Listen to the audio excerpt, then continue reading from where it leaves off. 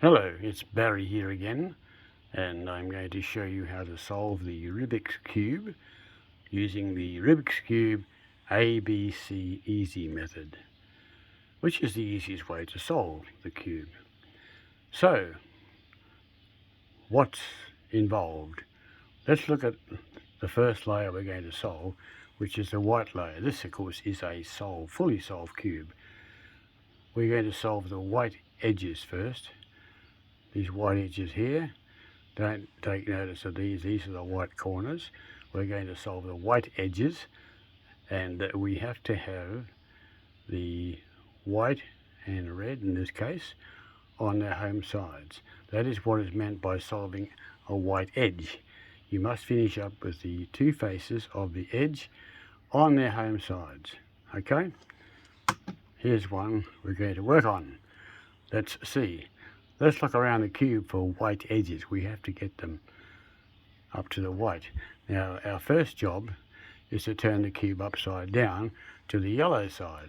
You say, why do you do that? Well, simply because this is the easiest way to solve the white edges. We first put them up on the yellow side, then we flip them around to the white side.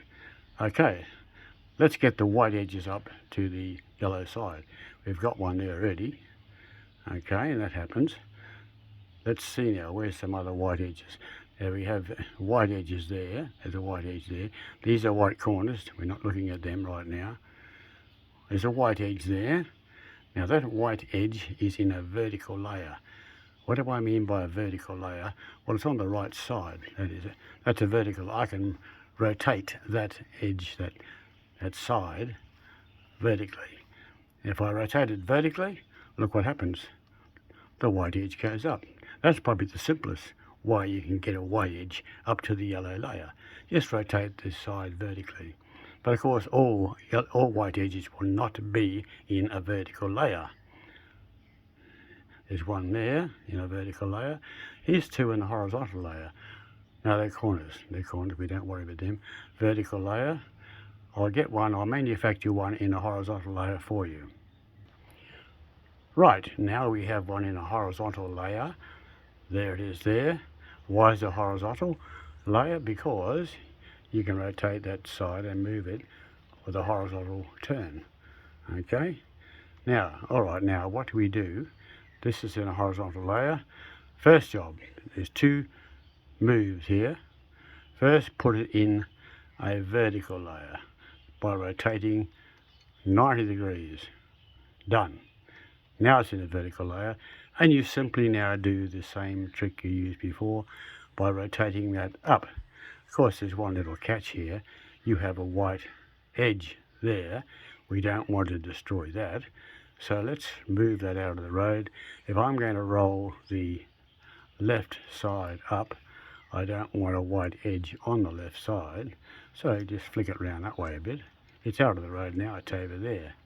And now I can roll that left side up, and another white edge appears up on the yellow layer.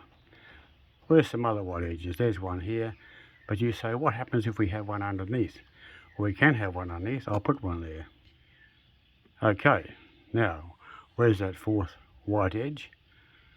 There it is down here. It's underneath. How do we get that up? You'd probably see how to get that up all by yourself, no worries at all, by simply rolling that front side 180 degrees. Of course, you have to be careful. If you happen to have a white edge sitting up there, you wouldn't just go and rotate that without thinking. You first have to make sure that white edge is not there. If you're going to roll the front side, you don't want a white edge on the front side, so move it out of the road. That's no good because we got that one there now, so we probably should have gone the other way. Now there's no white edge there, so we can roll this fellow here up. We roll him up, and there he is. All the white edges are now up on the yellow layer. None of them are solved. Well, that one's solved, but the rest aren't solved because, as I said, they have to all be like that one. You have to have the front face matching the centre, just as you will have later, the white edge matching the white centre down the bottom. So, how do we get it down? We have solved the red part of the cube. Let's now solve the white part. Are you ready? Don't blink because you'll miss it. Here we go. Rotate 180 degrees. That's now solved down here because the red matches the red and the white matches the white. So this is why this is such an easy method. Okay? So 2 things to solve each time, white and orange. Alright, first solve the vertical one by rotating that to match the orange centre. Once it's there, you can now match the white centre by rolling 180 degrees. There it is, down here, solved. Easy, eh? And this one is already halfway there because the white green is matching the green. Just have to match the white now. That's done. Look at it in a minute.